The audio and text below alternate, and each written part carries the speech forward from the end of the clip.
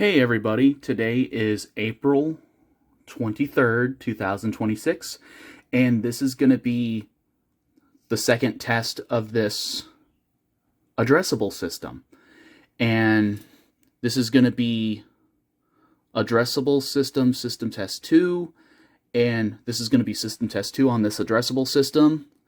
I have to look at the title of the first one, so the only thing that's going to be different is the number, which is the number 2. I already did number 1, but so anyways, let's get started. As you may see, I put the banner as an apartment room because this system is in a house and it's all on a board. So I'm going to go ahead and simulate it right here, and you'll see. Let's say we have the pull station right here that is programmed for device number 1, which is main lobby. And this smoke detector right here is programmed for device number 2, which is elevator lobby. And this second smoke detector is programmed for device number 3, for like second floor hallway of some sort. Let's say if this was installed in my house, so I'm going to go ahead and simulate that, and when I set the system off, I'm going to point the camera at the screen and it'll tell you the device, which one is activated, and the screen will tell you what it is, where it is, and the address of it. So I'm going to simulate that here in this test. And I'll simulate that in the other tests as well. But I'm not going to really explain them every single test, but it'll get the point across once you see it pop up on the screen. So right now the system is reading normal, and it's reading normal condition, and AC power is on. You got the power coming in from the batteries, and you got the AC, you got the main power AC from the wall as per usual, and there is no troubles. And no more shorted out power supply, and no more causing the voltage on the SLC loop to drop and causing the system to go into an alarm by itself. So that condition is fixed, so I don't have to worry about that anymore. As you may know, guys, the shorted out power supply that I took out of this thing and put in a new one, the shorted out power supply is right there, as you can see over my shoulder. All right. So for devices, we have my ADT BG12LX pull station. You could see the LED light flashing on the monitor module in the inside. And as for smoke detectors, we have, I forget the exact model number because I never owned these models before at some point, but this is a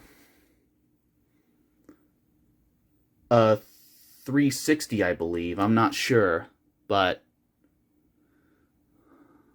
I'll put the model numbers in the description of the video. But maybe not though, but let me pause the video and check the model numbers. Okay, I had to unscrew this one. This was a Notifier SFP 951, excuse me. And this one's a Firelight SD 355. That's a Notifier detector, and this is a Firelight detector. And yes, Notifier and other brands that are compatible for this panel will work, but the newer ones have the multicolor LED. When the system's in normal condition, the LEDs would basically flash green. But these older ones, they flash red only.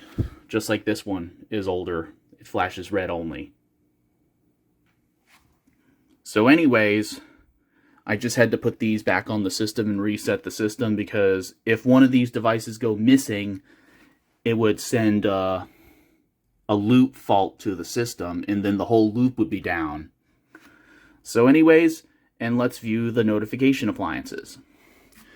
For the first device on the circuit, we have one of the Wheelock NS's that I basically got from my friend. And what's interesting about this one is it has the EOL on the top. What does the EOL stand for? To answer your question, it stands for end-of-the-line resistor, because this is the final device on the circuit. Because this was installed in the building and the technician put EOL, so everybody knows it's the last device on the system, on the NAC basically. So that's where the resistor goes. The end-of-line resistor goes on the final device on the NAC.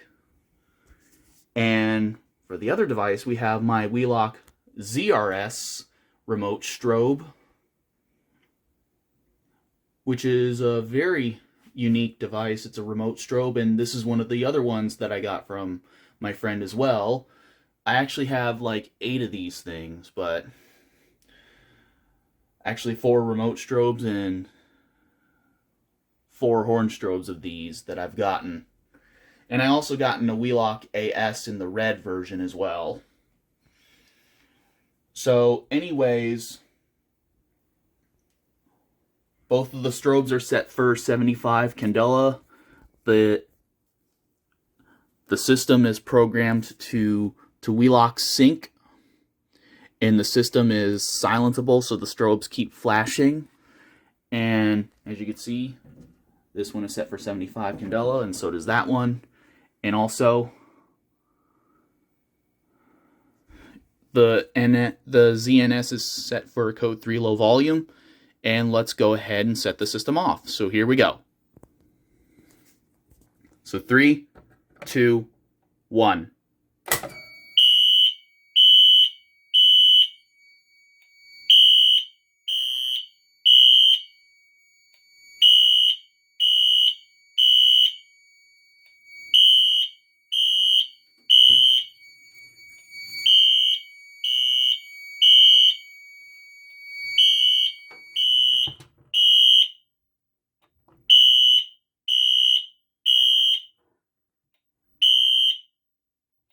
All right. As you can see, the pull station is programmed for main lobby. First floor, main front door, main lobby. As you can see, it says monitor device pull station number 1. Now let's go ahead and reset the pull station. And you don't have to flip the switch up if you don't want to. You could basically just open it and close it like a normal pull station with a button. But if you want to flip the switch up with your hand, you can do that if you want to. Here's the monitor module on the inside. Okay. Now, as you can see, the strobes are still flashing.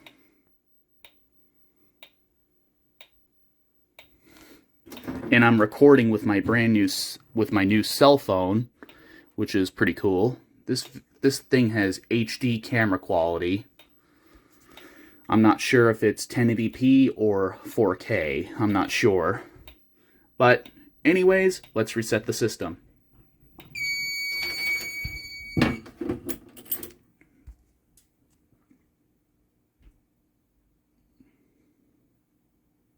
Wait for the system to initialize and reset.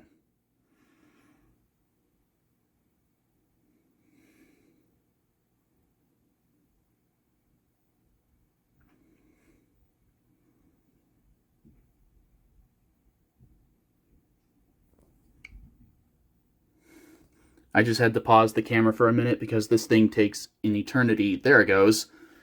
And now it's back to normal. And now we're going to test the second smoke detector, the second device on the loop. This panel has two SLC loops, so in order to test the smoke detector, we're going to be using my Smoke Centurion. Excuse me, I just burped. Ha! Get this cap off. All right, now let's squirt some of this into the chamber.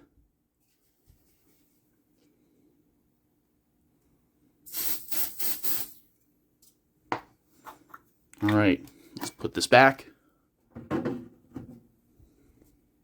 Wait for it to go off.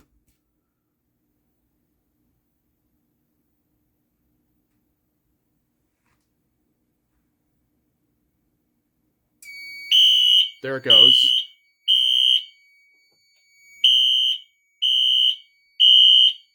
Elevator lobby, photoelectric smoke, front elevator lobby, device number 2.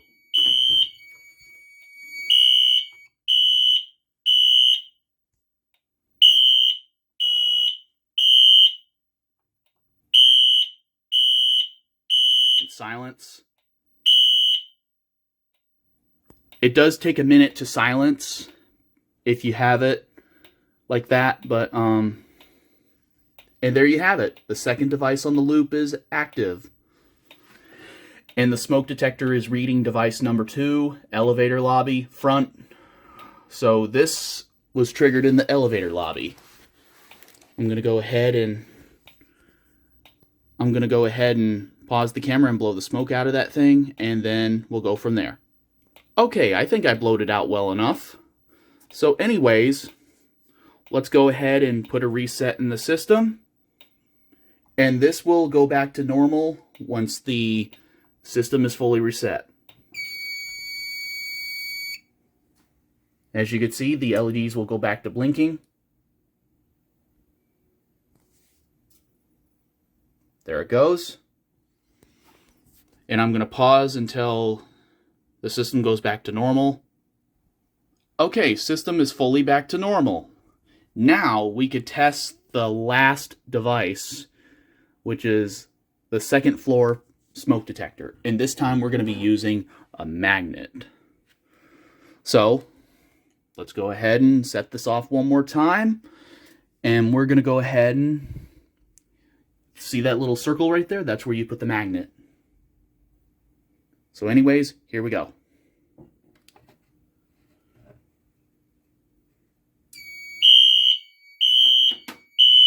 There we go. Second floor hallway, device number 3, photoelectric smoke.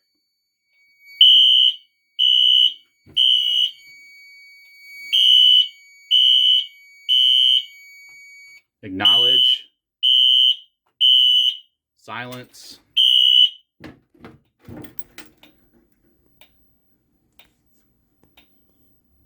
Okay. I'm going to go ahead and pause the camera. And, hang on a second. Okay, everyone. I am back. I had to take a quick phone call, and, so, anyways, hopefully this didn't interrupt the video too much, and I'll probably have to edit the video together. So anyways, let's go ahead and reset the system, and then we'll be back to normal. Okay. Wait for the smoke detector to go back to normal. There it goes. The LEDs go out. And then we wait.